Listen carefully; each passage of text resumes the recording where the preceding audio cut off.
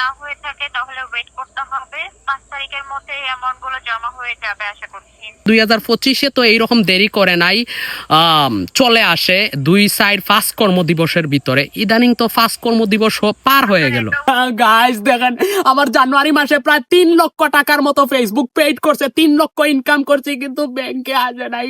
এর আগের মাসগুলাতে 3-4 কর্মদিবসের ভিতরে পেইড করছে। আমি এক্ষুনি কল সেন্টারে কল দিচ্ছি, আপনারা সাথে দেখেন। যারা টেনশন করেন 5-6 দিন দেরি হইলে, আপনারা সাথে দেখেন, বিস্তারিত শুনেন। আপনার কলটি একজন কাস্টমার সার্ভিস প্রতিনিধির কাছে ট্রান্সফার করা হচ্ছে।